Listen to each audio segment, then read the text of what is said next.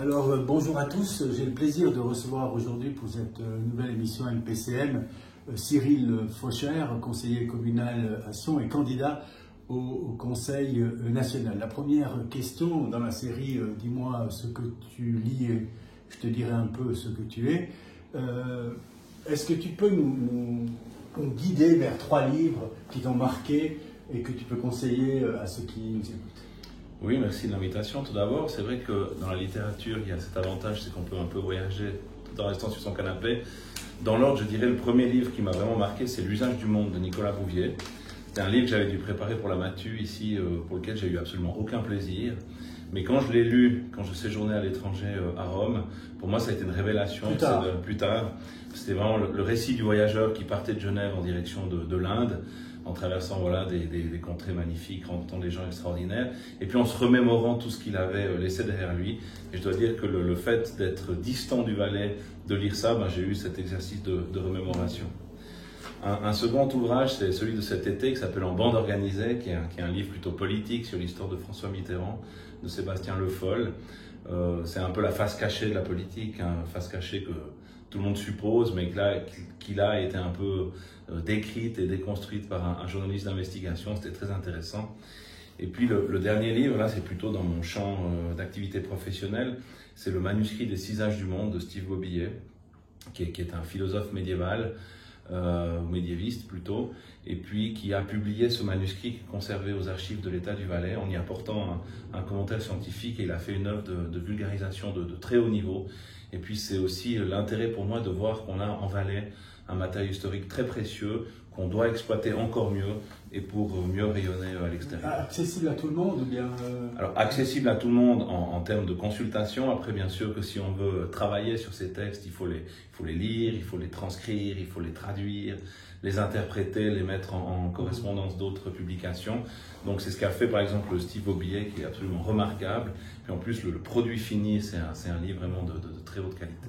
Alors, pour commencer cet entretien, j'ai croisé par hasard ce matin Sébastien Fanti, qui m'a dit qu'il avait une question à Cyril Faucher en disant « Dis-lui bien que c'est moi qui la lui pose », qui est « Est-ce que Sion se transforme définitivement en ville bobo et écolo ?» Je l'espère pas, sincèrement, mais en même temps, je pense que la commune de Sion arrive à donner écho à certaines préoccupations qui sont celles, en effet, peut-être d'une meilleure arborisation de son centre-ville, avec le souhait peut-être tout simplement de contribuer à baisser les températures, en particulier l'été. On a une offre, alors après on peut discuter s'il a dans sa tête la question des trottinettes électriques. Je suis moi-même assez réservé sur le sujet. Je pense plutôt qu'il avait en tête la circulation complètement impossible, et puis la diminution en quelque sorte des surfaces pour les voitures et la disparition des places de parc. Je pense qu'il s'inscrivait plutôt dans ce registre-là. Alors sur la question des places de parc, je suis assez à l'aise parce que toutes les places qu'on enlève en surface, on les crée en sous-sol. Donc là, je dirais même il y a un delta positif qui va s'inscrire sur le moyen et long terme. Pour les difficultés de circulation, je crois qu'on en est tous les victimes, mais c'est lié à l'installation du chauffage à distance, qui est quand même une valorisation d'énergie qu'on peut tous saluer, qu'on soit de droite ou de gauche. Alors oui, c'est pénible, ça va prendre encore un peu de temps, mais quand ce sera fini, ce sera à l'avantage de tout le monde. Puis en ce qui concerne la mobilité, la circulation en général, alors c'est vrai que Sion a l'avantage de devoir travailler aussi avec le canton. Le canton prend parfois des décisions sans consulter la commune de Sion, avec leurs propres analyses de mobilité. Nous avons les nôtres. Parfois, ça fait quelques étincelles, et les récentes modifications sur le tracé de l'avenue Lagare et les prochaines sont faites d'autorité par le canton. Alors là, je pense qu'on a surtout augmenté le dialogue et puis trouvé des solutions qui satisfassent tout le monde. Alors, dans le numéro de Vigous d'aujourd'hui, le kiosque, la une, c'est sur le fait que la santé devient un luxe en Suisse. Et on a une caricature avec une famille qui ouvre des cadeaux, et dont une enveloppe, et dans laquelle il est mentionné « Ah, youpi, j'ai un rendez-vous chez le médecin ». Comment vous voyez dans 10 ans, parce que c'est quand même une affaire nationale qui intéresse chaque citoyen, je crois que c'est la préoccupation numéro 1 des citoyens, en tant qu'éventuel futur conseiller national futur, quel est votre regard sur ce que certains disent une dérive de la santé, d'autres un chemin inéluctable? Comment vous voyez, vous, qui n'êtes pas encore au Parlement national? Alors il y a deux axes d'action, il y a évidemment la question des coûts, peut-être qu'on en parlera, puis il y a la question de l'accès aux soins. Et je pense qu'une des plus grandes entraves, des plus mauvaises entraves à l'accès aux soins, c'est le numerus clausus qui freine la formation du nombre de médecins. Et aujourd'hui, on devrait plutôt mettre l'accent sur la formation des médecins qui serait tout d'abord... Pour être clair, on dit qu'il n'y a pas de numerus clausus, mais vous faites partie, enfin, disons que c'est le système estudiantin, oui, l'accès aux études de médecine, mais après les premières, deuxième années, on parle de ça quand on dit numerus clausus. Tout à fait. Et puis ce qu'il faut, c'est, augmenter le nombre de médecins qui se forment, parce qu'un médecin, c'est entre 5 ans pour la partie peut-être théorique, 3 à 5 ans ensuite pour les formations ultérieures. Donc ça veut dire que dans 10 ans, on aura peut-être la réponse et pas aujourd'hui. Donc on doit faire sauter ce numerus clausus, on doit former plus de médecins et on doit valoriser le travail du médecin de famille. Quand on dit faire sauter le numerus clausus, c'est avoir des modalités d'examen différentes ou bien un plus grand nombre d'étudiants pouvant accéder à la troisième. Il faut un plus grand nombre d'étudiants qui puissent accéder à la formation de médecine. Et puis je pense que ce numerus clausus pourrait être déplacé d'un étage en direction des spécialistes et freiner justement la formation de ces spécialistes. Parce qu'aujourd'hui, un cardiologue, un radiologue, un chirurgien ne pratique pas cette médecine de famille qui concerne tout un chacun. Il va évidemment être très bon dans son domaine de compétences, mais nous, ce qu'on veut, moi je suis père de famille, j'ai 4 enfants, ce qu'on veut, c'est des médecins qui puissent s'occuper de nos gens. Donc, augmenter le nombre de personnes qui se forment, valoriser le travail du médecin de famille aussi avec un revenu qui lui permette de vivre et de se développer.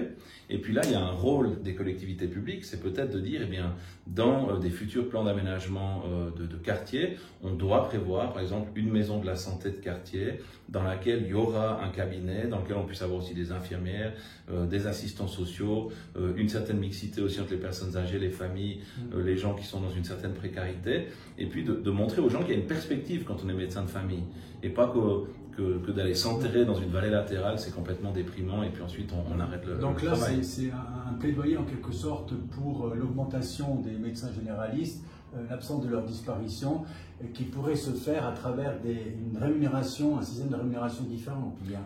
D'une part, et puis des incitations aussi. Les collectivités publiques ont ce devoir d'aller, entre guillemets, faire un peu la cour à ces gens en disant mais venez chez nous, il y a un vrai potentiel de développement, vous serez bien sûr, il y aura une masse critique qui va vous permettre de travailler, et puis nous on va vous aider, alors peut-être par une petite incitation, je ne sais pas moi, fiscale au début, un loyer revu à la baisse parce que le bâtiment appartiendrait peut-être à la commune ou au canton.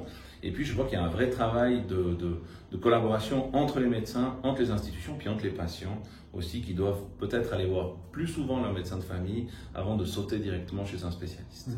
Ma secrétaire que tu connais, qui fait partie de l'UDC, m'a suggéré une petite rubrique différente par rapport à ce livre que je conseille à tout le monde. C'est le Dictionnaire du diable. Ça a été écrit entre 1886 et 1906, donc il y a plus d'un siècle. Et puis il y a des définitions, on va dire, caustiques, ironiques sur certains sujets. Alors là, j'ai pris pour toi celle de prêtre, en te demandant de réagir à la définition de Ambrose Bierce, qui est la suivante. Le prêtre, c'est l'homme qui prend en charge nos affaires spirituelles afin d'améliorer ses affaires temporelles. C'est quoi ta réaction par rapport à une définition de ce genre? Alors, on reconnaît bien le ton anticlérical d'une littérature de fin 19e. C'est juste écrit dans l'écho du dogme de l'infaillibilité pontificale. Donc, on sent cette tonalité très anticléricale. Malheureusement, peut-être qu'il y a eu à l'époque et aujourd'hui, et je l'espère pas, mais peut-être demain, des gens qui correspondent à cette définition. Mais je crois que le prêtre, c'est beaucoup plus que ça. Et puis, c'est une petite littérature polémique qui fait tout à fait sens dans le contexte dans lequel elle a été écrite. Mais comme toutes les littératures polémiques, il faut les lire en miroir d'autres littératures. Alors, tu comprends que si j'ai choisi ce mot, c'est aussi parce qu'il y a un parcours de ta vie qui est très intéressant, sur lequel j'aimerais qu'on vienne un peu. C'est comment tu as choisi tes études après ta maturité. Moi, j'ai par exemple une fille qui choisit sa voie maintenant à l'université. Je trouve que c'est très difficile et je pense que les anciens peuvent éclairer par rapport à leur expérience. Que dire à un étudiant par rapport à ton expérience et comment toi tu as choisi la voie qui est la tienne, qui est quand même par rapport aux 260 et quelques conseillers nationaux très différente? Alors moi j'ai eu la chance de faire une pause entre ma maturité et le début de mon université où j'étais 2 ans à la garde suisse, où j'ai eu le temps dans mes longues heures de solitude nocturne et diurne de lire, lire et beaucoup lire. Et puis c'est vrai que j'ai quitté le collège avec un certain amour de la littérature française, grâce à des professeurs extraordinaires que j'ai eus et je leur en suis très reconnaissant. Et puis l'histoire m'a toujours également intéressé et c'est pour ça que je me suis orienté vers les études de littérature française et d'histoire. Et puis comme il fallait choisir une troisième branche, j'ai essayé de trouver une branche qui fasse sens, un peu un pont entre les deux. Et comme je rentrais d'Italie, j'ai fait la littérature italienne. Donc comme ça, j'ai fait cette formation, ce master en lettres, comme on dit. Et puis après, j'ai performé dans l'histoire parce que ça a été un vrai coup de foudre. Et l'histoire, on la trouve aussi dans la littérature, hein, puisque tous ceux qui font des études littéraires savent qu'il y a des modules justement d'histoire littéraire. Et puis la littérature de la Renaissance, par exemple, en tout cas jusqu'au XVIIIe siècle, peut être considérée comme une source historique. Je trouvais qu'il y avait une belle complémentarité. Et puis, c'est ainsi que j'ai fait ma thèse de doctorat en histoire également, parce que j'ai rencontré des bonnes personnes. Le professeur pour qui je travaille actuellement, qui est devenu un vrai maître en termes de sciences historiques et un ami en termes de champ d'investigation et d'échange. Et j'y ai trouvé beaucoup de satisfaction. Et je vais continuer, en tout cas, à travailler dans l'histoire, alors peut-être différemment dans l'enseignement. Donc, à un moment donné, il y a eu ce choix d'aller plus haut que le master. Hein, oui. Et donc, tu as choisi une thèse, hein, de faire une thèse. Alors, comment, tu nous expliques comment tu as choisi ce moment de thèse, qui est quand même quelque chose de très singulier, et puis ce que ça t'a apporté par rapport à ton développement humain, j'ai envie de dire. Alors c'est vrai que pour faire ma thèse, j'ai renoncé à un emploi que j'avais ici dans le secondaire 1. Tout d'abord parce que c'est ce professeur qui m'a proposé de faire une thèse. Déjà, on est assez flatté quand quelqu'un vous propose de travailler pour lui, surtout si on l'apprécie déjà. Et puis la thèse, ce qu'il y a de très intéressant, c'est qu'on doit développer soi-même une problématique qui est originale. C'est-à-dire qu'il y a un vrai travail de fond. Moi, il m'a fallu à peu près 6 mois pour définir un sujet. Ensuite, on présente ce sujet, on argumente, on montre les développements possibles de la recherche. Et puis, le professeur en question valide ce choix et dit, bien maintenant, allez-y. Et la moitié de notre travail, moi j'étais salarié à 100% à l'université de Fribourg à l'époque, les 50% de mon salaire, entre guillemets, étaient dévolus à la recherche. Donc, c'est un vrai métier que de rechercher. Et dans ces recherches, on fait des trouvailles absolument incroyables. Je parlais tout à l'heure des archives de l'État du Valais, c'est une mine d'or qui reste encore à découvrir. Et j'ai trouvé rapidement du matériau historique qui m'a permis de construire ma problématique, de nourrir ma thèse. Tu peux expliquer brièvement cette problématique, le choix que tu as fait? Alors j'ai étudié en particulier ce qu'on appelle les visites pastorales des évêques, c'est-à-dire chaque fois qu'un évêque de Sion se déplaçait dans une paroisse pour inspecter le mobilier, l'état des murs, la fortune, l'état moral du clergé et également l'état moral de la population. Sur quelle période? Je suis parti de la fin du XIIe siècle et je suis monté jusqu'en 1618. D'accord. Puisqu'en 1623, une autre étude avait déjà été publiée, donc c'était la limite supérieure. Et le titre de la thèse, c'est quoi exactement? Le titre, c'est In Actu Nostre Visitationis, donc à l'occasion de notre visite pastorale, les visites pastorales du diocèse de Sion. Et rédigé en français. Rédigé en français. Et ce qui est intéressant, c'est que ces visites pastorales, c'est les premières esquisses d'histoire sociale qu'on peut trouver dans les sources historiques, puisque justement, on va voir à la fois l'état des choses, l'état des biens, mais aussi l'état des personnes. Alors il y a des considérations sur le niveau intellectuel du clergé, sur éventuellement ce qu'il fait de bien, ce qu'il ne fait pas bien, sur par exemple l'usage de la langue vulgaire, quand on lit une visite pastorale de Mathieu Schinner au début du XVIe siècle, où on dit l'évêque rappelle au curé qu'il doit prêcher dans la langue du peuple, sinon le peuple ne comprend rien du tout. Et on voit que tout d'un coup il y a une teinte un peu déjà antéréformiste de cet évêque, alors que Mathieu Schinner est un personnage assez clivant. Et puis on voit qu'il y a d'autres évêques qui lui ont succédé, qui étaient peut-être un peu plus légers sur la doctrine. Et puis tout ça s'inscrit dans un grand courant qui est la réforme au XVIe siècle, par exemple. Et je trouvais vraiment très intéressant de tisser des liens à la fois à l'intérieur du diocèse de Sion, ou du Valais plus simplement, et puis à la fois des liens avec ce qui s'est passé en Europe au début du XVIe siècle. Et je pense que se lancer dans des études de doctorat, donc quand même dans des domaines assez spécialisés, etc., ça change un peu le regard qu'on peut avoir sur la vie d'aujourd'hui. En quoi ça a modifié ta perspective ou disons, dégagé des voies de réflexion différentes? Tout d'abord, c'est l'esprit critique qui s'affûte. Dans les études, on l'a déjà, mais quand on fait une thèse, on l'a encore plus. On a pris l'exemple de cette définition tout à l'heure. Ben voilà, on va lire une affirmation, on va déjà regarder qui l'a dit, quand il l'a dit, comment cela a été formulé, est-ce que c'était en réponse à quelque chose d'autre, est-ce qu'il y a eu un écho à cette formulation, est-ce qu'il y a une contre-formulation qui dit exactement l'inverse, est-ce que cette contre-formulation, qui l'a dite, quand elle a été dite, etc., etc. Puis déjà, vous décortiquez, on va dire, le postulat de départ. Un exercice d'intellect. Un exercice d'intellect et aussi de recherche, parce qu'il faut trouver, des fois en histoire on dit pardonnez-moi l'expression, des âneries, mais le premier qui l'a dit, il a eu la fortune de se faire répéter pendant 300 ans par les autres et ils n'ont jamais rien contrôlé. Par exemple, on a toujours dit que les évêques de Sion étaient responsables de la diffusion de la réforme en Valais au XVIe siècle. Moi je pense que c'est partiellement faux et je l'ai démontré à travers l'exercice de la visite pastorale qui est un acte de réforme. Et là il y a toute une littérature scientifique qui l'atteste en Europe. Et puis, le dernier élément, je disais, c'est de construire une problématique, c'est-à-dire d'être original. Et c'est un travail qu'on retrouve aussi au niveau du Parlement. Quand on amène une problématique, ça ne sert à rien d'aller répéter ce qui a été dit par les autres dans la législature précédente ou ce que disent nos collègues des autres cantons. Il faut aller chercher une problématique originale qui soit propre à notre vallée, par exemple, en disant, ben voilà, j'ai identifié cette problématique, j'aimerais qu'on m'explique comment la résoudre. Et puis là aussi, ben, vous avez des avis qui arrivent, divergents, convergents, puis vous construisez quelque chose, et c'est le même travail qu'on fait quand on travaille en commission sur des lois, par exemple. Quand on t'entend, on se dit que finalement ces études, ce choix, au départ, qui était inconnu avant que tu fasses ces premières recherches, ça t'a passionné, parce que tu traites là, tu nous dis ton expérience avec cette passion. Enfin, c'est ce que je recherche chez les gens que je rencontre, c'est où c'est cette petite passion. C'est pour ça que je prends un moment là-dessus. Est-ce que je me trompe dans ce... perception? Non, absolument pas. C'est un métier qui est devenu une vraie passion. Et même si je devais l'arrêter, je vais l'arrêter parce que mon contrat s'achève gentiment à Fribourg. Je vais garder un pied dans les archives et un coin de ma tête à fouiller des papiers. J'ai l'occasion de faire des petites présentations par-ci, par-là, pour les Amis de Valère, pour Restemporis, pour différentes commandes, entre guillemets. Je le fais avec plaisir. J'ai écrit quelques articles sur l'histoire du Valais. Prochainement, je vais publier un article sur des graffitis de l'ermitage de Longeborn qui remontent au XVIe siècle, où on a pu identifier des personnes qui sont venues, des personnes complètement inattendues à cet endroit. Et ça va rester, cette passion va rester. Et puis la passion du chercheur, c'est aussi la passion de la transmission. Alors j'ai la chance de pouvoir, alors, de mon point de vue, c'est une chance, du leur, je ne sais pas, mais en parler à mes enfants.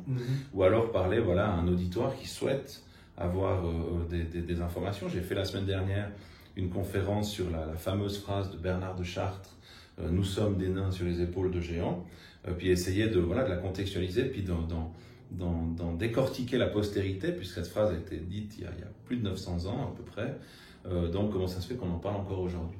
Donc cette passion, elle va rester quoi qu'il arrive. Alors si j'ai pris le mot prêtre, c'est aussi, par rapport aux histoires, mais par rapport à un point de vue, disons, une des décisions les plus importantes que j'avais prises à l'index tout au départ, individuellement, c'est l'acceptation sans borne, on va dire, des textes de Narcisse Prat, qui sont des textes qui sont très anticléricaux, très anti-église, pour les raisons qu'on connaît, avec des mots des fois très crus, etc.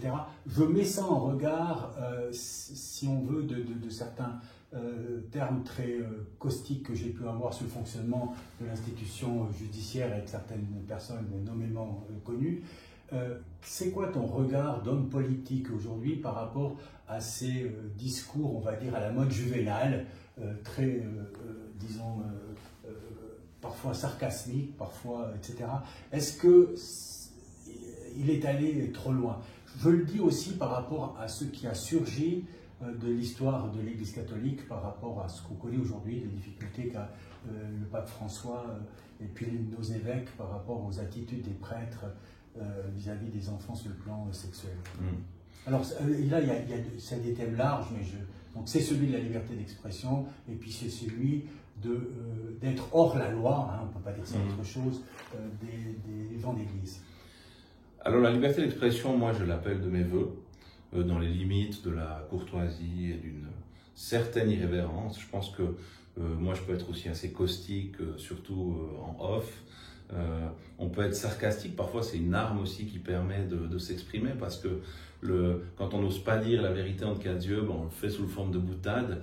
En linguistique, on appelle ça la politesse négative, hein, c'est-à-dire qu'on dit quelque chose pour faire passer un autre message. Moi, ça ne me pose aucun problème, dans la limite que je l'ai dit, d'une certaine courtoisie, et surtout d'accepter la critique en retour. Je pense qu'aujourd'hui, certains ont beaucoup de peine à accepter la critique. Je pense que l'intolérance en politique n'est pas là où on aimerait qu'elle soit, ou en tout cas certains aimeraient qu'elle soit. Et moi, je peux vivre avec ce ton, même un peu ce ton polémique. Parce que souvent, la polémique, elle trouve ses racines dans une réalité. Après, bien sûr, c'est comment on interprète la réalité qui fait qu'on va y donner une tonalité plus polémique ou non. Ensuite, en ce qui concerne les comportements délictueux qui font l'objet de beaucoup de discussions ces jours, je pense que déjà il faut les condamner sans réserve. Je pense que la justice également doit faire son œuvre, et ce, indépendamment. La justice civile. D'accord, pas canonique. La justice canonique aussi, mais elle y apportera jamais les réponses espérées, parce que la justice canonique, elle est au-dessus on va dire, de ce découpage humain que sont les nations, que sont les États et autres. Donc la justice civile doit faire son travail. D'ailleurs, à titre personnel, comme l'UDC, on a toujours milité pour l'imprescriptibilité de ce genre de crime. Donc je pense que les gens doivent être appelés en responsabilité jusqu'à la fin. Ce que je peux regretter en revanche, c'est cette espèce d'acharnement systématique qui est fait sur l'Église, comme si ce phénomène n'existait qu'au sein de l'Église. D'accord. Alors je comprends pourquoi, parce qu'évidemment le prêtre doit être une personne de confiance, doit plutôt être une personne chez qui on devrait aller pouvoir se réfugier, mais on a eu des cas ici et ailleurs qui ont touché le cercle familial, les cercles sportifs, le monde de l'éducation spécialisée, et on ne fait pas autant de procès d'intention à toute l'institution quand d'autres cas sont cités. Donc moi je regrette cet acharnement. En même temps, je trouve que l'Église a pu parfois mal communiquer, voire très mal communiquer. Et évidemment, quand on entretient comme ça le doute ou le spectre du doute, eh bien les gens vont vouloir encore aller plus loin avec une certaine violence. Et ça me désole. Est-ce que on ne pourrait pas voir cette chose comme MeToo, c'est-à-dire un excès de balancier? Le silence, le secret, l'intransparence, l'opacité, l'obscurité totale sur ces choses qui ont duré une année fait qu'à un moment donné, on a cet excès dans l'autre côté qu'on doit assumer, même si on est très favorable à l'Église en tant qu'institution. Certainement, ça c'est certainement vrai, mais l'excès est tel que parfois on ne voit même pas les efforts qui sont faits en face, justement dans cette quête de vérité. Je n'ai pas entendu de grands médias faire de grands articles de fond sur le fait que le pape a ordonné d'ouvrir par exemple les archives de l'Église suisse pour justement faire toute la transparence sur ces cas. Et j'ai l'impression qu'on traite le sujet avec une certaine énergie que dans un sens. Comme je répète, ça n'enlève rien à la gravité des cas et au fait que ces gens doivent être appelés en responsabilité et condamnés le cas échéant. Mais je trouve qu'il y a un petit côté que l'Église connaît depuis 2000 ans, c'est-à-dire qu'on s'attaque à l'institution pour essayer de l'affaiblir le plus possible. Mais indépendamment de ces considérations, moi ce qui m'importe, c'est que les gens retrouvent la paix, que les victimes puissent essayer de continuer à vivre le plus normalement possible et que les coupables soient eux-mêmes condamnés. Quelle est ta position par rapport au financement de l'Église, qui a un rôle social, on va dire laïque, pour prendre un terme un peu à l'opposé? Est-ce que l'État doit s'impliquer là-dedans? Et puis, si tu réponds oui à cette question, parce que je pense que c'est peut-être un peu ta voix, que faire des autres religions, du financement des autres religions? Il faut aussi voir pourquoi l'État finance l'Église. Quand la nouvelle constitution fédérale a été proclamée et votée en 1848, il y a eu toute la confiscation des biens de l'Église, des communautés religieuses, des paroisses et autres. Et en réalité, ce financement, c'est une espèce de dédommagement sur le long terme de cette spoliation de biens. Donc, du point de vue de l'histoire, elle fait sens. Aujourd'hui, il ne faudrait pas que ce financement devienne une espèce de condition d'acceptabilité de l'Église au sein de la société, du style si vous faites ça, vous touchez votre chèque, si vous dites ça, on vous coupe les vivres. Ça, je pense que c'est prendre en otage l'Église, et de ce point de vue-là, c'est assez malsain de conserver ce financement. Ensuite, maintenant, d'un point de vue plutôt contemporain, je dirais que l'Église, elle contribue, comme d'autres institutions, à l'équilibre global de notre société. Il y a des gens qui vont se confier chez des prêtres, qui ont ce rôle un peu de psychologue, comme ils l'avaient peut-être un peu plus par le passé.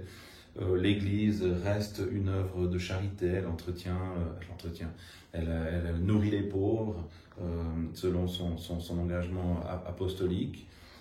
L'Église réunit à travers des fêtes, il y a le parcours sacramentel, du pardon, la première communion, etc. Et l'Église a un vrai rôle social. Donc en ce sens, ça ne me choque pas du tout que l'Église soit en partie financée par l'impôt. C'est d'autant plus que ceux qui veulent ne pas payer d'impôts le font. Alors l'égalité de traitement entre les religions, après avoir dit cela, puis l'avoir peut-être souhaité?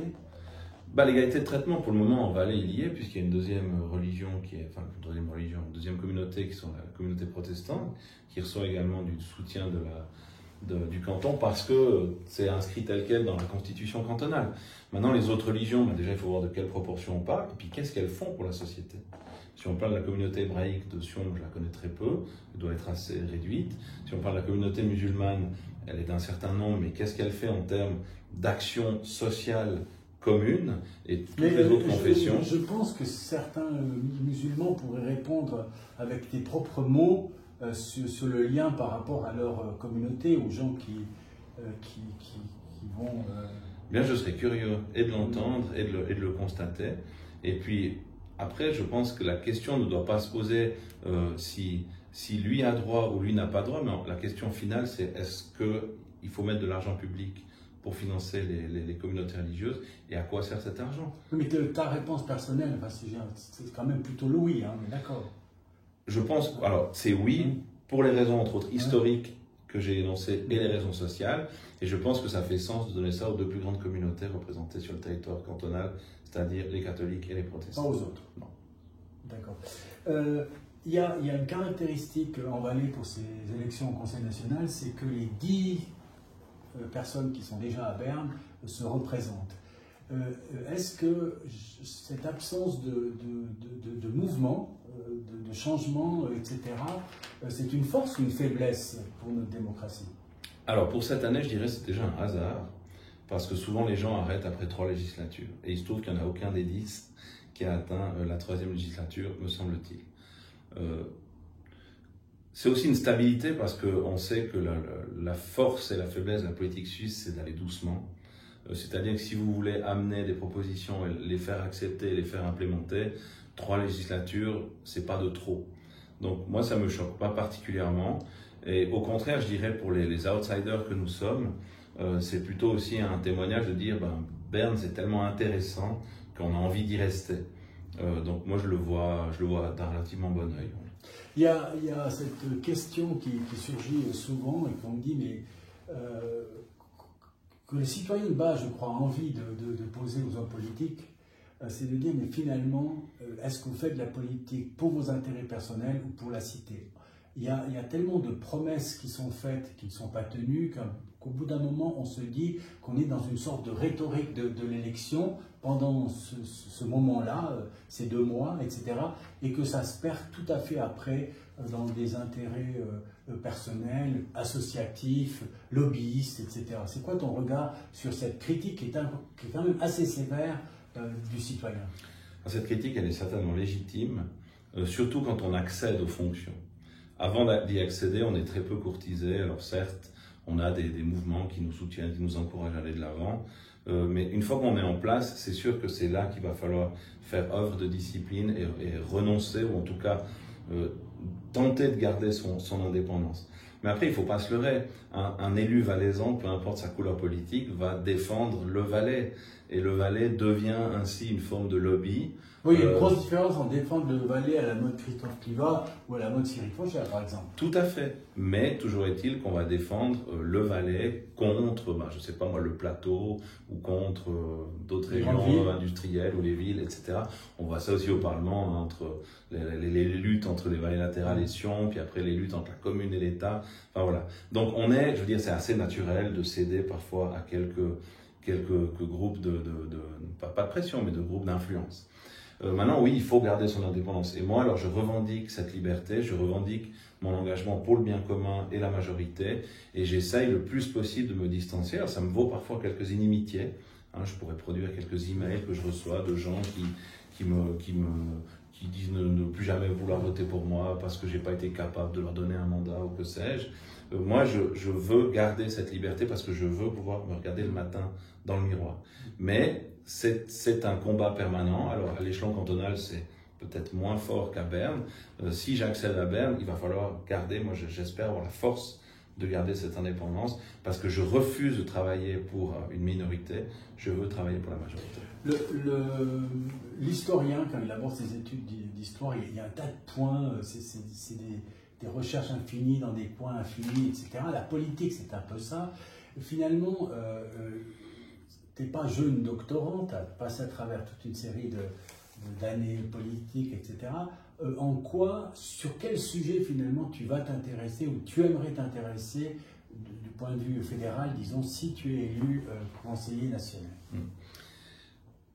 Je dirais ce qui me motive le plus et qui fait mon fil rouge, c'est la notion de souveraineté en général. Cette notion de souveraineté, elle peut se décliner dans plein de domaines. Ça peut être là la souveraineté énergétique, la souveraineté alimentaire, la souveraineté militaire. Et moi, ce qui m'importe, c'est que la Suisse puisse continuer à garder son excellent niveau de vie, tout en se préoccupant des plus faibles et des gens en situation de précarité qu'on a chez nous aussi, il ne faut pas le nier. Et j'aimerais que la Suisse ait le cran de négocier d'égal à égal, ou en tout cas de même estime à même estime avec ses partenaires, l'Union européenne, les États-Unis, la Chine et que sais-je. Et moi, je regrette que la Suisse, parfois, négocie perdante ou négocie avec un complexe d'infériorité. On voit ça dans les relations européennes, on voit ça dans les menaces dans ces grands pools de recherche académique, le projet Horizon, le Brain Project, où on nous dit on va perdre ceci, on va perdre cela, c'est la fin du monde. Et alors que nous aussi, on a des arguments, on a 2 écoles polytechniques qui sont dans les 10 premières au ranking international, et nous aussi, des fois, on doit montrer un peu les crocs. Et moi, j'aimerais m'engager pour ça, que la Suisse soit reconnue pour tout ce qu'elle amène en termes d'exemplarité, voilà, en termes de solidarité, en termes de comment est-ce qu'on appelle ça, de soutien, par exemple, financier, le fameux milliard de cohésion. Moi, ça m'exaspère qu'on dépense ce milliard de cohésion, mais je me dis, si la majorité veut qu'on le dépense, alors il faut qu'il y ait un retour sur investissement quand même. Et le milliard de cohésion pourrait être un bras de levier en disant, maintenant vous arrêtez de nous agacer avec ces projets académiques, sinon on vous coupe les livres. Et le milliard de cohésion, on va le garder pour payer nos universités, puisque c'est comme ça. Et j'aimerais que la Suisse, elle s'affirme un peu plus à l'échelle internationale, elle rayonne un peu plus à l'échelle internationale, et ça va de pair avec justement cette souveraineté qui là serait plutôt d'ordre politique. Alors j'ai justement cette question parce que l'UDC est une fervente, disons, elle affirme le caractère des institutions suisses, mis en exemple, etc. Et moi, je m'inscris. Je dis, la Suisse a trouvé dans sa fiction politique des institutions qui sont tout à fait respectables et qui pourraient apporter. Alors j'ai la question, je sais que là, je suis dans une minorité totalement claire par rapport à la population, et qui est dans une grande majorité des 80%, mais pourquoi la Suisse ne pourrait pas influencer le développement européen dans le sens de nos institutions en étant plus proche de l'Europe que ne le veut l'UDC? Si l'Europe avait l'ambition de développer un modèle confédéral tel que nous le vivons ici, je pense qu'on pourrait s'y inscrire, en gardant une certaine autonomie en tant qu'État. Mais est-ce que, parce que l'UDC, notamment en Valais, c'est quelques personnes au départ, après ça s'agrandit, etc. Maintenant, sur le plan suisse, c'est le plus grand parti suisse, etc. Mais ça part quelquefois d'initiatives de petits groupes pour essayer de faire monter en quelque sorte la sauce. Est-ce qu'on n'est pas beaucoup trop loin de l'Europe pour dire à l'Europe, mais écoutez, ce que vous faites là, ça n'a aucun sens. Et nous, de par notre histoire, de par notre fonctionnement, du fait qu'on se rend bien compte que le gars du Lechental, c'est pas comme le Ballois, et puis que le Genevois, il est probablement pas comme le gars d'Anivier, qu'il y a des grosses différences, et que nous, on a réussi quelque chose qu'on pourrait transmettre à l'extérieur. Alors ce serait souhaitable, moi j'appelle ça de mes voeux, mais à l'heure actuelle, si la Suisse devait par exemple adhérer à l'Union européenne, tout ça disparaîtrait. Notre état de droit serait plus celui qu'on connaît aujourd'hui, il n'y aurait plus par exemple le droit d'initiative, il n'y aurait plus le droit de référendum, on aurait une paix sociale qui serait fortement ébranlée, alors qu'on a aujourd'hui la paix du travail en Suisse, même s'il y a des champs d'amélioration possibles. Notre ordre juridique serait complètement inféodé à celui de l'Union européenne. Et moi, la crainte que j'ai, c'est qu'en voulant faire tache d'huile, ce qui serait positif, on se ferait complètement absorber, on disparaîtrait de la carte en un coup de cuillère à peau. Donc ça, c'est un non catégorique. Hein, et qu'est-ce qu'on peut faire pour que l'Europe ne soit pas ce chaos qu'il est, d'une certaine façon. On a des positions qui sont extraordinairement différentes. On l'a vu récemment, par exemple, avec certains pays, hein, la Hongrie ou la Pologne avec la Biélorussie, etc. Qu'est-ce que la Suisse peut apporter pour faire en sorte qu'il y ait une unité à l'extérieur de nous-mêmes? Est-ce qu'on a encore notre mot à dire finalement? Alors, on a certainement notre mot à dire. Moi, je pense que l'Union européenne pourrait prendre une première mesure qui pacifierait bien des fronts, c'est le droit de référendum. De laisser la population pouvoir consulter. Européenne, par exemple, les textes supranationaux, on a vu ça en France, hein, où quand la France a perdu, non, je ne sais plus dans quel ordre c'est, il y avait d'abord les accords de, je ne sais plus quoi, à peu près les accords de Lisbonne. Hein, ça, c'est aussi un mécanisme historique qu'on connaît bien. On fait voter les gens jusqu'à ce qu'ils votent ce qu'on veut qu'ils votent. Ouais. En France, d'ailleurs, c'est même pas la population qui a voté, puisqu'à la fin, c'est le Parlement, après l'échec de Maastricht. Exactement. Et justement, ce droit de référendum, c'est dire, demandons l'avis à notre population. Puis quand la population a donné son avis, on le respecte. Puis quand on le respecte, on dit, mais mes chers amis, c'est vous qui nous avez dit de faire ça. Donc il ne faut pas venir maintenant critiquer notre politique. Moi, il y a des tas de sujets sur lesquels on va dire, je perds en votation populaire, mais il faut accepter. Il ne faut pas se revendiquer du souverain que quand ça nous arrange. Il faut, soit on se revendique du souverain, soit on demande une délégation de pouvoir. Puis à ce moment-là, on dit, c'est nous qui faisons parce que vous nous avez donné le pouvoir. Et le droit de référendum, s'il devait être réinstauré en Europe de manière générale, je suis sûr que ça pacifierait les fronts, parce que les gens les plus revendicateurs en termes de droits populaires se rendraient compte combien c'est difficile d'aller chercher, par exemple, des signatures pour faire aboutir un droit de référendum, et ensuite une majorité dans les urnes. Et puis ça permettrait, durant tout ce débat démocratique, de faire baisser la pression en disant, voilà, dans ce débat, on a trouvé des solutions intermédiaires, etc. Et est-ce que le jacobinisme français, l'histoire de l'Allemagne, les positions des pays de l'Est pourraient aboutir à une solution de ce type-là? Est-ce qu'on se dit, politiquement, c'est réalisable? C'est sûr que la tradition politique des États fait qu'on peut comprendre pourquoi les États sont dans telle situation aujourd'hui. Ce qui change, fondamentalement pour moi aujourd'hui, c'est le rôle du citoyen avec le vecteur communication. Il fut un temps, il n'y a pas si longtemps, on ne savait du monde que ce qu'on entendait au téléjournal le soir ou ce qu'on lisait dans certaines presses le lendemain matin. Aujourd'hui, vous avez l'information à T+1. Donc, il tombe une bombe, 5 minutes après, le monde entier est au courant. Donc forcément, si le citoyen sait plus de choses, il va attendre plus d'actions, plus de réactions, plus de décisions. Donc les mécanismes politiques doivent aussi s'adapter à cette rapidité de l'information qui circule. Et on voit aujourd'hui que certains médias tiennent un peu l'opinion publique en main parce qu'ils arrivent justement à filtrer, c'est un peu la guéguerre entre les médias plutôt progressistes, plutôt conservateurs, d'avoir deux lectures d'une même information. Mais aujourd'hui, le citoyen a là aussi cette information. Et le citoyen responsable, il va réfléchir à ces deux versions, plus sa propre perception de l'information, plus le fait qu'on commence à connaître plein de monde dans le monde entier. Le Valais du 19e siècle, si vous connaissiez quelques personnes qui habitaient dans d'autres cantons, c'était déjà le bout du monde. Aujourd'hui, tout le monde connaît des gens qui habitent en Amérique, en Asie, ou qui y sont allés et qui ont des choses à raconter. Donc, je dirais le niveau de connaissance du citoyen, surtout du point de vue de l'information, puis je pense aussi intellectuellement, fait ce serait assez salutaire de revoir certains modes de fonctionnement de la démocratie en général. Alors par rapport à la souveraineté suisse, à son histoire, à la neutralité, hein, j'ai reçu ici Benjamin Roduit qui nous a fait un petit cours sur la neutralité active, on va dire, de la Confédération. C'est quoi le point de vue qu'il faut avoir en Suisse aujourd'hui sur ce qui se passe entre l'Ukraine et la Russie? Le principe de neutralité, si on caricature un peu, il a deux manières d'être. Soit on n'intervient pas et on n'aide personne, et on parle à personne, soit on aide, on intervient et on parle à tout le monde, avec les deux belligérants. C'est ce qui s'est passé entre autres pendant la Deuxième Guerre mondiale, où par exemple l'industrie horlogère suisse fournissait tant bien les bombes allemandes que les bombes anglaises, pour donner un exemple facile à comprendre. Aujourd'hui, quand on sanctionne d'un côté et quand on aide de l'autre, on n'est plus neutre.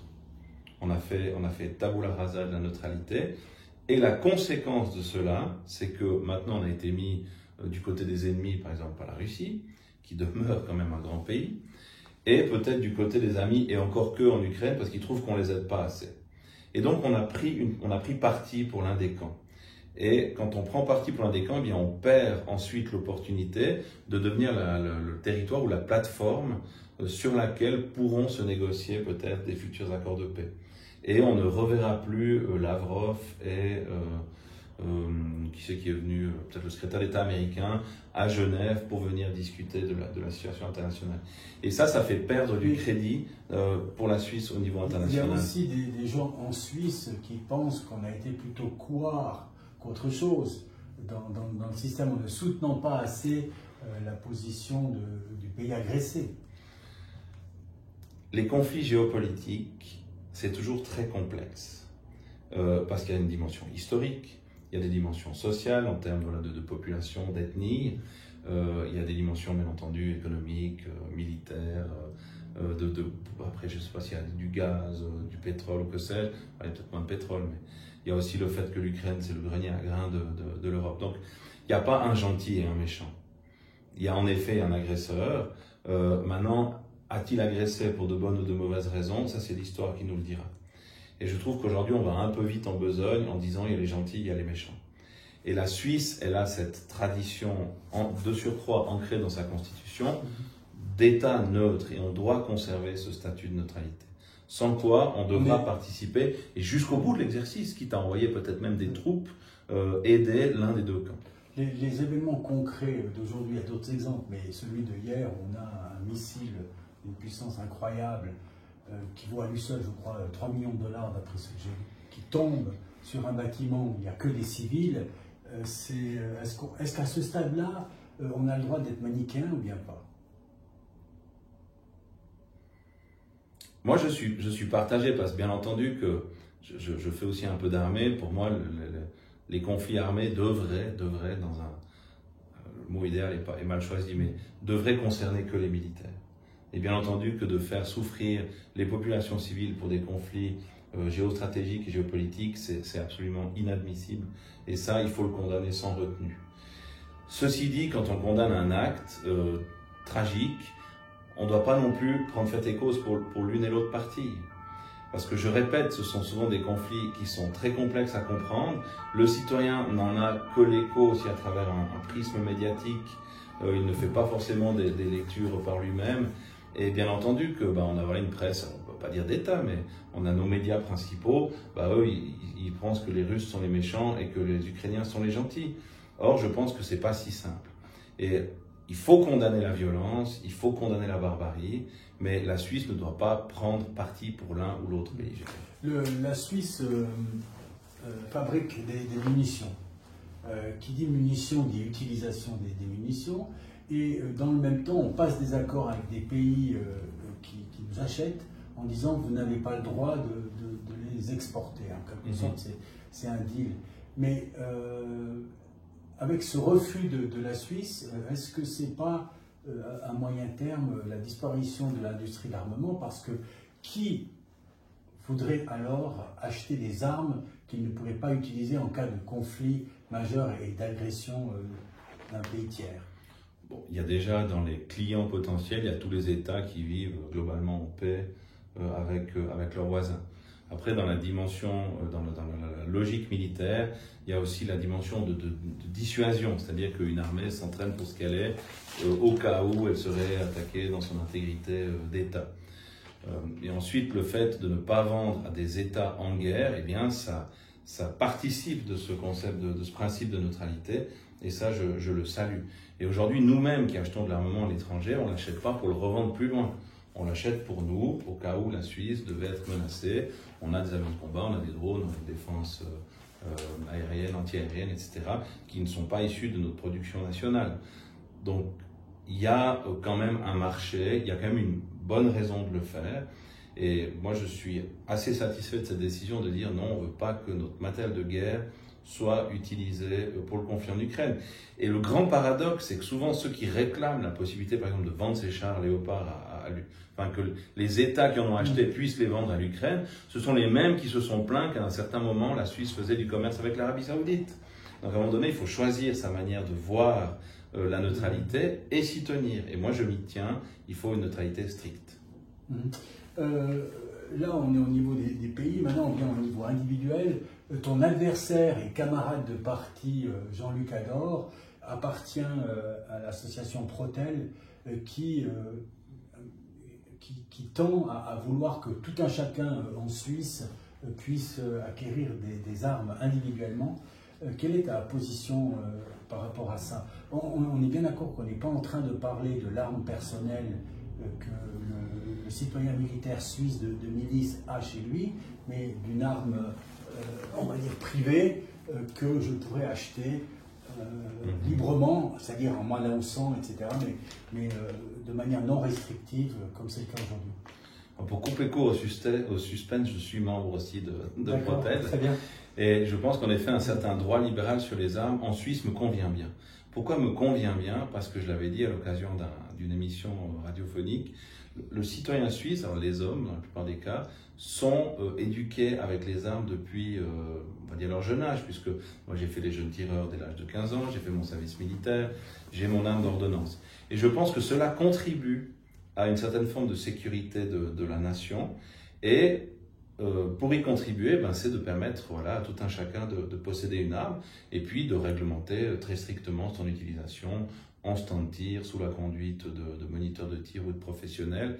Que cela soit réglé par les polices, je trouve ça très très bien. Qu'il y ait un permis d'acquisition, ça ne pose aucun problème.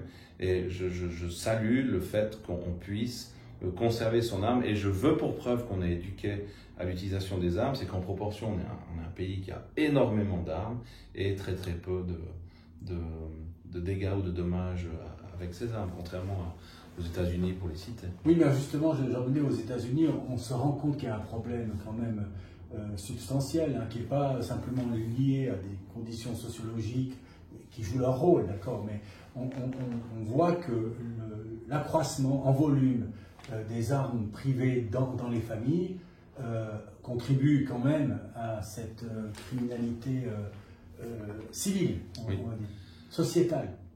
C'est juste, mais il y a aussi certaines distinctions à apporter. D'abord, les États-Unis sont ultra libérales sur la question des armes. Vous pouvez acheter des fusils d'assaut automatiques, même si vous n'avez jamais fait un jour de service militaire et si vous avez juste quelques dollars à dépenser. Chez nous, déjà, les armes automatiques sont interdites, les semi-automatiques sont très réglementées. On connaît alors il y a toujours des exceptions, mais on sait où sont les armes, qui les détiennent. Si je pense par exemple à la France où il y a un trafic d'armes avec les pays de l'ex-Yougoslavie et la France, en Suisse on a quand même la maîtrise de notre parc à armes à feu, si j'ai envie de dire. Et c'est pour ça que je me sens plus rassuré que si j'étais en effet aux États-Unis, qui eux devraient quand même plus réglementer l'acquisition et l'utilisation d'armes à feu. Pour changer complètement de sujet, tu es père de famille, tu imagines qu'à 20 ans, l'un de tes enfants, garçon ou fille, t'explique qu'il est amoureux d'une personne du même sexe et qu'il veut se marier. Qu'est-ce que tu lui dis? Déjà, ce sont mes enfants. C'est moi qui les ai... Moi, pas tout seul, mais c'est nous, c'est notre famille qui les a élevés, qui leur avons donné la vie et qui leur avons donné des principes. Et je pense qu'il faut respecter l'individu pour ce qu'il est, pour ce qu'il ressent. Et j'ai pas peur d'arriver à une telle issue ou une telle annonce, parce que je sais qu'indépendamment des sentiments, ce sont des gens, je l'espère, qui auront des valeurs, qui auront des principes, qui auront une éducation. Indépendamment de leur choix sexuel. Ouais. D'accord. Mais alors. Mais c'est faire des plans sur la comète de parler ainsi de ces options. parce qu'on ne sait pas, peut-être que ces enfants resteront célibataires, peut-être qu'ils auront un mariage, plusieurs mariages, peut-être que... Voilà. Probablement, mais c'est pas tirer des plans sur la comète que de penser qu'il y a des familles qui sont dans cette situation-là, et puis qui disent qu'on ne comprend pas que les positions de l'UDC soient ici exclusives par rapport au mariage pour tous, entre guillemets. Déjà, la question de l'orientation, elle appartient à tout un chacun. C'est une question vraiment personnelle qui, pour moi, n'aurait pas sa place dans le débat politique en termes d'étalage. Parce que pas sa place comme les choses de l'Église. Parce que au niveau de l'Église, tu as fait une démonstration tout à l'heure de l'impact social, on va dire, du rôle social que joue. On est bien d'accord que la famille, en quelque sorte, les structures familiales, sont des institutions importantes. Tout à fait, oui. Déjà, le vocabulaire, il faut qu'on se mette d'accord. Si on parle de mariage, en effet, ça me pose un problème parce que le mariage, c'est un sacrement et ce sacrement, il n'est pas donné par l'État ou par la collectivité. Le mariage, on pourrait parler d'union. Le mariage, c'est un sacrement, ça on l'entend bien, dans le champ lexical canonique. Mais le terme mariage, il est également dans le champ lexical laïque. Oui, parce qu'il a été récupéré du champ lexical canonique. Comme c'est le cas de beaucoup de mots. Ce que je veux dire par là, c'est qu'il y a aujourd'hui le partenariat enregistré, on pourrait parler d'union civile. Ben voilà, mais l'union civile pour tous alors. Mais les institutions, elles s'adaptent au monde dans lequel elles sont. Moi, quand on parle de mariage pour tous, ça touche au cœur de mes convictions.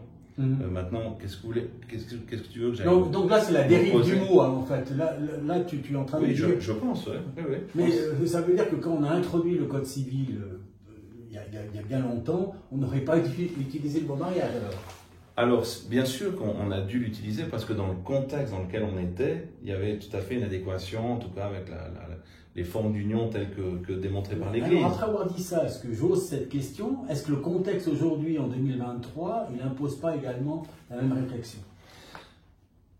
Du point de vue du code civil ou de l'Église? Non, mais du code civil. Bon, moi, je dois dire que les institutions évoluent, les formes de vie en société aussi. Moi, je peux regarder cette évolution, mais il ne faut juste pas me demander d'y participer parce que ça touche au cœur de mes convictions. Moi, je pense que ce n'est pas une bonne idée. Je pense que les enfants ont besoin d'un papa et d'une maman, qu'on doit leur donner voilà, tout ce champ éducatif que moi j'ai reçu, que je transmets, et puis on verra ce qui se passera ensuite. Et ce que je regrette surtout dans ce débat, c'est qu'on essaye et ça a réussi d'ailleurs, c'est qu'on essaye de criminaliser la pensée qui dirait que ce n'est pas une bonne idée. Puisqu'on a introduit aujourd'hui cette norme. Mais aujourd'hui, c'est ça, on critique le mariage homosexuel, on est homophobe. Non, mais l'utilisation du mot criminalisé, ça c'est... Alors pénalisé. Non, mais disons ça c'est caustique, parce que quand même, je pense pas qu'on veuille interdire d'avoir cette opinion. En tout cas, moi qui ne partage pas du tout ton... Aujourd'hui, quand on dit qu'on n'est pas d'accord et qu'on ne veut pas, on est pointé du doigt comme étant quelqu'un d'homophobe. Parce qu'on n'a plus le droit de dire simplement, écoutez, faites ce que vous voulez, puis laissez-moi mes convictions, mais moi, si on me demande mon avis, je suis contre. Vous dites ça à certains, j'allais dire, lobbyistes de la cause, ils vous pointent du doigt et vous disent, ben vous êtes homophobe. J'ai fait un débat sur la question il y a quelques années où j'étais mal préparé et j'avais en face de moi quelqu'un qui venait parler de sa situation personnelle qui a été vraisemblablement compliquée. J'avais quelqu'un qui a fait des études sur la question et puis j'avais un législateur qui était lui-même concerné par la question. Et puis c'est bon, vous avez un qui dit, voilà, moi j'ai beaucoup souffert, la personne qui fait des études dit, oui, on a fait des études, ces gens souffrent parce qu'ils sont pointés du doigt, moqués, campés, frappés, violentés, etc. Puis le législateur, il dit, on va faire des lois qui vont aller dans le sens de la protection de ces personnes. Et aujourd'hui, quand on parle de ça, eh bien, soit les gens disent, écoutez, moi je ne veux pas en parler parce que je ne veux pas d'histoire, et si on a le malheur de dire qu'on est contre parce qu'on pense qu'il faut un papa et une maman, on est taxé d'homophobe. C'est comme ça. Moi, j'ai eu les gens m'ont dit, eh bien oui, vous êtes homophobe. Toi qui est proche des mots, est-ce qu'on ne peut pas dire qu'il y a certains mots comme homophobe, comme wokisme, comme islamophobe, ou je ne sais trop, qui n'ont plus... Finalement, on ne sait plus ce dont on parle, finalement, quand on utilise ces mots. Alors c'est possible, c'est ce qu'on appelle un peu les mots valises, c'est qu'on les place parce que ça fait bien de les placer. Comme je dis, l'institution civile, elle évolue avec le monde, elle est plébiscitée par certains, il faut respecter ça. Et en même temps, il faut respecter les convictions profondes de chacun. Mes convictions font que moi, je ne suis pas favorable au mariage homosexuel, je ne suis pas favorable à l'adoption par les couples homosexuels, je ne suis pas favorable à la PMA ou la PGA, je crois que ça s'appelle l'autre, et j'en demande pas plus que cette opinion soit respectée, c'est tout. Et donc, après, tu es tout à fait en accord s'il y a une majorité qui se dégage dans le sens contraire de tes opinions, que celles-ci régissent la cité, en quelque sorte. Ah oui, alors je ne vais pas lancer à moi tout seul une initiative pour interdire le mariage homosexuel, puis c'est comme ça qu'il faut l'appeler. Mais si je dois être appelé à voter un texte, eh bien je voterai. Est-ce que les organes législatifs, qu'ils soient au niveau communaux, cantonaux ou fédéraux, ça ne devient pas de plus en plus des organes de ratification de propositions qui émanent des exécutifs? Alors ça peut être perçu comme ça, c'est très intéressant cette question, mais si c'est le cas, je pense que les premiers responsables, ce sont les gens de ces organes législatifs. Je prends l'exemple du Conseil général de Sion, pour assister depuis un certain nombre d'années à leurs séances. On a l'impression que le Conseil général n'a pas pris la pleine conscience de son pouvoir, c'est-à-dire tout ce qu'il peut proposer, jusqu'où il peut aller. Et souvent se plaint de n'être que la chambre d'enregistrement des décisions de l'exécutif. Non mais est-ce qu'ils ont tort? Est-ce qu'ils ont tort, franchement? Ils ont partiellement tort parce que c'est à eux de revendiquer leur propre autorité. Et ce n'est pas à l'exécutif d'aller leur dire « Est-ce que vous êtes sûr que vous avez bien pris la mesure de ce qu'on est en train de faire ?» Et c'est vrai que l'exécutif, en tout cas la Sion, va assez vite, prend des décisions des fois fortes de principe. Et il se trouve aussi pour des questions de calendrier des fois, parce que le Conseil général ne siège pas comme nous toutes les 2 semaines, eh bien se fait un peu avoir, j'ai envie de dire, parce que tout d'un coup une décision leur a échappé. Au niveau du Parlement cantonal, c'est la même chose, où on dit on vous donne des enveloppes pour tel et tel budget, et puis on voit qu'on prend un petit peu pour mettre ailleurs, et puis après on vient nous dire oui mais j'ai pas pu tout dépenser la somme parce que... Voilà, et au niveau fédéral, certainement aussi, alors là je maîtrise beaucoup moins l'outil évidemment, mais dans tous les cas, il incombe aux législateurs de rappeler les exécutifs à leur bon souvenir en disant attention, ça c'est notre compétence. Et si on vous donne cette compétence, vous la respectez. Tu as déjà en tête la personne qui pourrait être ton assistant parlementaire si tu es élu en qualité de conseiller national, ou bien c'est une question que tu reportes à plus tard dans ta tête? Oui, je ne veux pas de nom, mais je veux juste... Je ne donnerai pas de nom, parce qu'en effet, j'en ai en tout cas un ou deux qui trottent dans ma tête. Déjà, si je devais brosser son portrait, c'est déjà, il faut un contradicteur. Il ne faut pas un laudateur. Les laudateurs, ça ne sert à rien si ce n'est à se prendre le mur en pleine face. Il faut un contradicteur déjà qui vous sorte un peu de votre zone de confort en disant mais voilà, je crois qu'on appelle ça les nasty questions qu'on va te poser. Pour tout à fait. Il faut que tu sois prêt à répondre à doctor, alors, voilà. Il faut que tu sois prêt à répondre à cette question. Est-ce que si tu dis ça, tu vas pas plutôt, tu te dis libéral, mais est-ce qu'en fin de compte, tu n'es pas plutôt, etc. Donc il faut quelqu'un qui vous fasse un peu bouger, quoi, qui vous fasse bouger dans les lignes, et puis qui vous prépare. Et là, j'ai en tête quelques noms, vraiment. Et puis après, il faut des gens de confiance, des gens qui vous disent la vérité. Là, tu n'as pas été bon. Là, tu n'as pas été bon, maintenant, il faut que tu renverses la vapeur. Tu as participé, je crois, de manière assez proche à la constituante du Valais. Pendant une année, oui. Pendant une année. Est-ce qu'avec du recul, aujourd'hui, on ne doit pas se dire que finalement, c'était un échec programmé, indépendamment du résultat qu'il y aura au mois de mars de tout ça? Alors, ce sera vraisemblablement un échec programmé, et nous l'avons dit dès le départ. Pour différentes raisons. Déjà, on avait regardé ce qu'avaient fait les autres cantons. C'était plus long, c'était plus cher, c'était un peu farfelu, il y avait tout et rien. Moi, j'y ai participé, je dois dire qu'au bout d'une année, j'étais un peu exaspéré parce qu'on était toujours dans alors on va demander à un professeur de droit de venir nous expliquer ce que c'est une constitution. Alors on va venir demander à quelqu'un de nous expliquer ce que c'est la loi sur le travail, etc. Puis il y avait toujours des gens avec plein de fleurs bleues dans les yeux qui disaient « Ah oui, mais on devrait mettre que les étrangers ont droit au marché du travail. » Je dis « Mais ça, c'est pas ici, c'est à Berne, donc restons ici. » Et puis, qu'est-ce qui s'est passé? Ça a été plus long. Ils ont fait 4 lectures, hein, même s'ils parlent de lecture 3 bis, parce qu'ils n'osaient pas aller à 4. Ce sera plus cher. Ce sera plus cher. Ça a fait beaucoup de frustration, en particulier du côté des germanophones, que je peux comprendre sans être entièrement d'accord avec eux. Et puis on voit qu'il y a des jeux politiques qui se sont faits. Par exemple, la gauche a soutenu l'élection du Conseil d'État, la majoritaire, parce que les anciens majoritaires ont soutenu le droit de vote des étrangers au niveau communal. Et oui, mais par exemple, là c'est le final.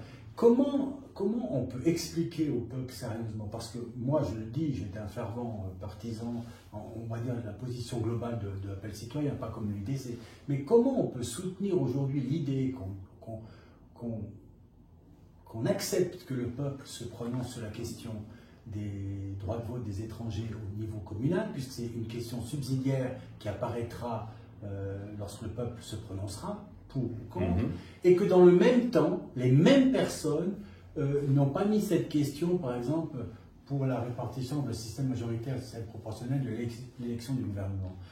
Comment on peut raisonner une fois dans ce sens et une fois dans l'autre? Parce que finalement, l'UDC, qui est le grand parti qui est pour le référendum, pour la position du citoyen, il faut connaître son avis, etc., on doit accepter dans l'une et l'autre position que le peuple puisse se prononcer sur l'un et l'autre sujet. Alors, l'UDC respectera la position de la population et du vote. Non, ce que je suis en train de dire, c'est qu'on ne demandera pas dans tous les cas de figure aux citoyens de se prononcer sur l'élection système proportionnel, système majoritaire. Alors que l'on demande aux citoyens de se prononcer sur la question vote communal. Oui, mais ça c'est une faiblesse je dirais même c'est une faute de style de la constituante, mais c'est son choix. Certains estimaient que le sujet était tellement important qu'il fallait en faire une sous-question. On pourrait à chaque article faire une sous-question. Est-ce que vous êtes pour l'invocation divine ou contre l'invocation divine? Est-ce que vous êtes pour, etc., etc. C'est ce qui rend aussi faible le projet, c'est qu'on voit qu'il n'y a pas de majorité consolidée sur une version. Et quand on commence à faire des sous-questions, pour moi, c'est la première fissure qui va ébranler le mur. Donc je suis assez déçu de ce qui nous est présenté, en plus des quelques points qui me fâchent un peu. Et je ne suis pas sûr que cette nouvelle constitution aboutisse. Mais par exemple, je prends un sujet qui ne devrait pas être politique, c'est celui de la Cour des comptes. Il y a eu, on va dire, un refus puisqu'elle n'est pas prévue.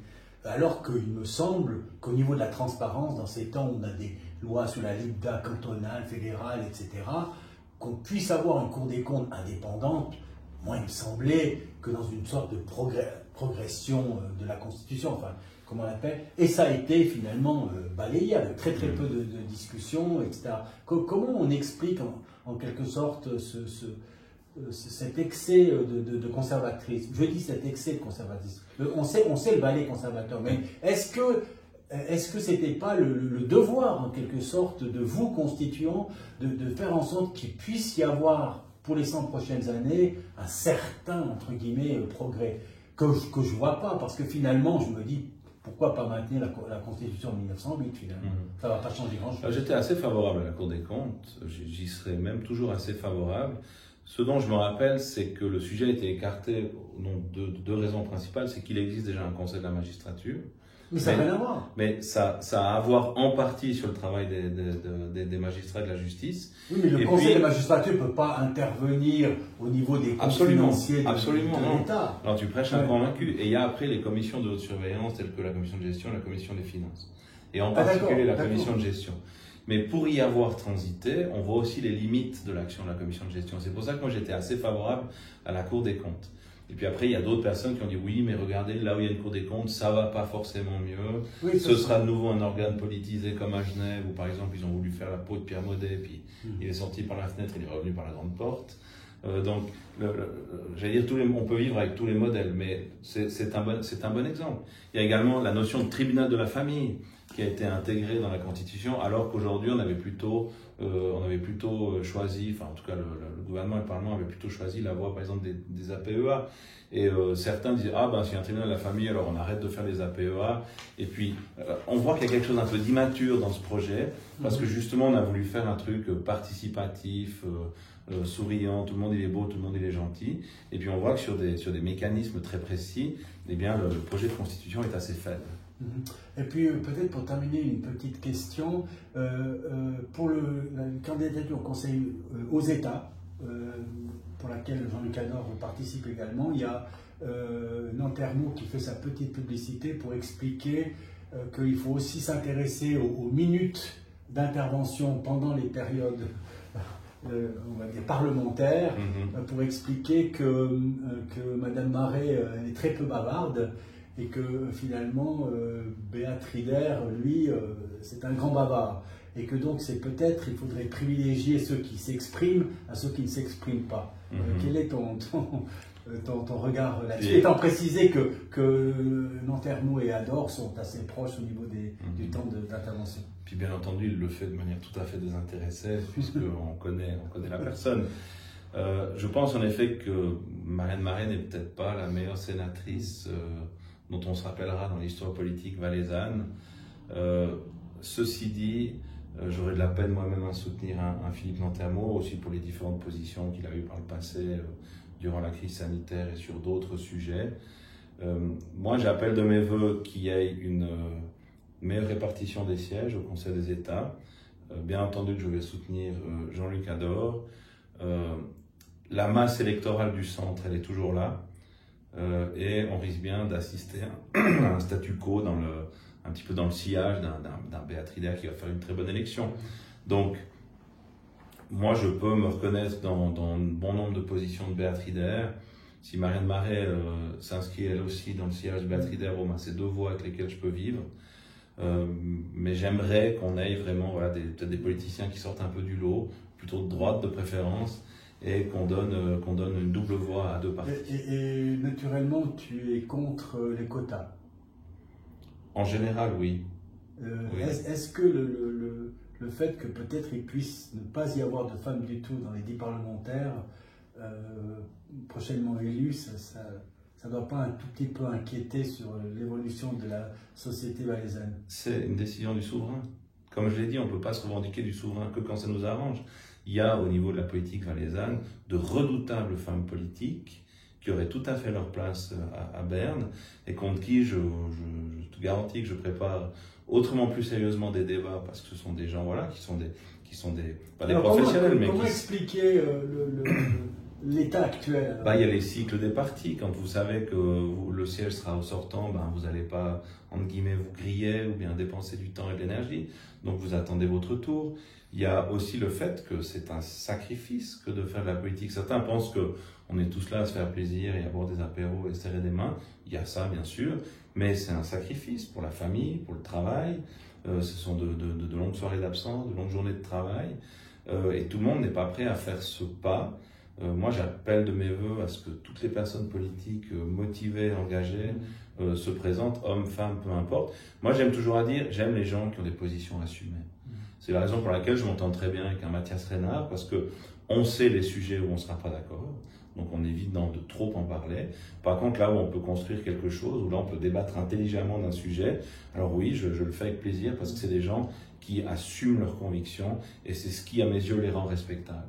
Après, peu importe que ce soit un homme, une femme, de droite ou de gauche, moi j'aime le débat politique et j'aime le respect mutuel. Je vis ça avec d'excellents collègues au conseil municipal de Sion et c'est aussi pour ça que l'ambiance est bonne.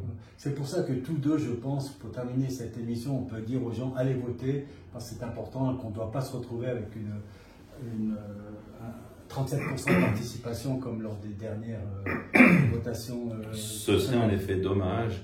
Et puis c'est vrai que l'abstentionnisme, c'est pour les politiciens, c'est toujours triste parce qu'on a beau gagner une votation ou une élection, quand on se dit qu'il n'y a qu'un tiers qui vous ont plébiscité, ça laisse quand même 2 tiers de gens dont on ne sait pas ce qu'ils pensent, dont on ne sait pas ce qu'ils veulent. Alors, merci pour ce moment, Cyril. Merci de ton accueil.